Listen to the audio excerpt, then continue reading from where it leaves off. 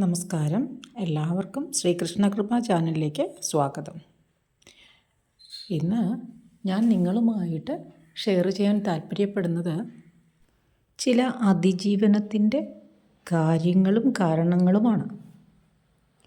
നമ്മുടെയൊക്കെ ജീവിതത്തിൽ വല്ലാതെ വിഷമിച്ച് ഗതികെട്ട് പോകുന്ന ചില പ്രത്യേക നിമിഷങ്ങളുണ്ടാകും.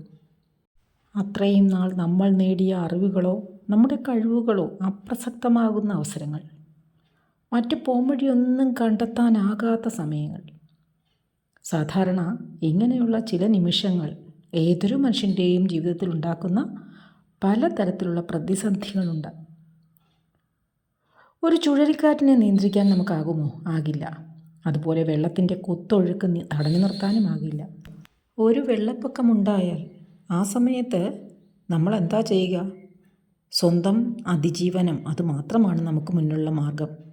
വെറുതെ ഒരു കാഴ്ചക്കാരൻ്റെ വേഷം കെട്ടി തത്സമയം അതിജീവനം മാത്രമാണ് ഓരോരുത്തരും ചെയ്യുക. ചില സമയങ്ങളിൽ നമ്മൾ വെട്ടിപ്പിടിക്കുന്നതോ വാരിക്കൂട്ടുന്നതോ അല്ല നേട്ടം. നമ്മൾ കടപുഴകാതെ പിടിച്ചു നിൽക്കുന്നതിലാണ് മിടുക്ക്. നമുക്കറിയാം, വരാൻ പോകുന്ന എല്ലാ ദുരിതങ്ങളെയും അതിൻ്റെ ആഴത്തിലും വ്യാപ്തിയിലും തിരിച്ചറിയാൻ ദുരന്ത നിവാരണ സേനയ്ക്ക് പോലും കഴിഞ്ഞെന്ന് വരില്ല. പ്രതിരോധ പ്രക്രിയയും പുനർനിർമ്മാണ പ്രക്രിയയും ഉണ്ട്. ഇതൊക്കെ നമ്മുടെ അനുഭവങ്ങളിൽ നിന്നും പ്രവചനങ്ങളിൽ നിന്നും കുറേയൊക്കെ പ്രതിരോധം തീർത്തു വെക്കാം. പക്ഷേ വെള്ളപ്പൊക്ക സാധ്യതയുണ്ടെങ്കിൽ നമ്മൾ എന്താ ചെയ്യേണ്ടത്? വീട് ഉയർത്തിപ്പണിയാം. പക്ഷേ പണിതതിനും മീതെ വെള്ളം പൊങ്ങിയാൽ നമ്മൾ എന്ത് ചെയ്യും? പിന്നീടുള്ള വഴി എല്ലാം അടങ്ങിയതിന് ശേഷമുള്ള പുനർനിർമ്മാണമാണ്. അതിനിടയിലെ നഷ്ടങ്ങൾ നമ്മൾ അംഗീകരിച്ചേ മതിയാകൂ. ഈ നഷ്ടങ്ങൾ ഒരുപക്ഷെ നമ്മുടെ ജീവിതത്തിൻ്റെ പകുതിയിലധികം സമയം കവർന്ന നഷ്ടങ്ങളായിരിക്കാം. അല്ലെങ്കിൽ നമ്മുടെ പകുതിയിലധികം ഊർജം നഷ്ടപ്പെടുത്തിയ നഷ്ടങ്ങളുമാകാം. എന്നിരുന്നാൽ പോലും ആ നഷ്ടങ്ങൾ നമ്മൾ അംഗീകരിച്ചേ മതിയാകൂ. നശീകരണവും നവീകരണവും എല്ലാ ദുരനുഭവങ്ങളുടെയും ബാക്കിപത്രമാണ്. ഈ നാശങ്ങളോടൊക്കെ രണ്ടു തരത്തിൽ നമുക്ക് പ്രതികരിക്കാം. ഒന്നുകിൽ ആ ദൗർഭാഗ്യ സമയം മുഴുവൻ സ്വയം ശപിച്ചും സാഹചര്യങ്ങളെ പഴിച്ചും കഴിയാം. അതല്ല എങ്കിൽ ആ ദുരിതങ്ങളിലെ സാഹസികത അനുഭവിച്ച് എന്തും നേരിടാൻ തയ്യാറെടുക്കാം.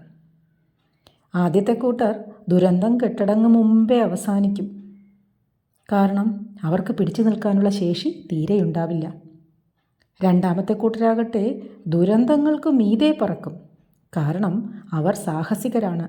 അവർ ആ ദുരന്തങ്ങളെ മറികടക്കും. മുന്നറിയിപ്പില്ലാതെ വരുന്ന പ്രതിസന്ധികളെ എങ്ങനെ നേരിടണം? എന്തുകൊണ്ടാണ് അപായ സൂചന ലഭിക്കാതെ പോയത്? ഇനി അങ്ങനെ ഉണ്ടായാൽ എന്തു കരുതൽ വേണം? നാശത്തിൻ്റെ തീവ്രത കുറയ്ക്കാൻ എന്തൊക്കെ ചെയ്യണം?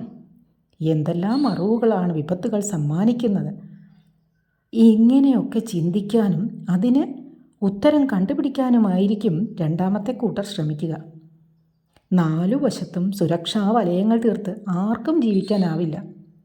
രണ്ട് കൈയും നീട്ടി സ്വീകരിച്ച ഒരു സാഹസിക പ്രവൃത്തിയുടെ എങ്കിലും വീരകഥ സ്വന്തം ആത്മകഥയിൽ രേഖപ്പെടുത്താൻ നമുക്കുണ്ടാകണം. എന്നാൽ മാത്രമേ നമ്മളൊരു പൂർണ്ണ മനുഷ്യനാകൂ. പ്രകൃതി ദുരന്തങ്ങൾ മാത്രമല്ല നമ്മളെ തളർത്തിക്കളയുന്നത്.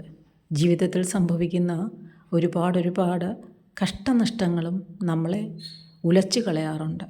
പലപ്പോഴും ആ നഷ്ടങ്ങൾ നമ്മുടെ മാനസികമായും ശാരീരികമായും ആരോഗ്യപരമായും ഒക്കെ തകർത്ത് കളയും.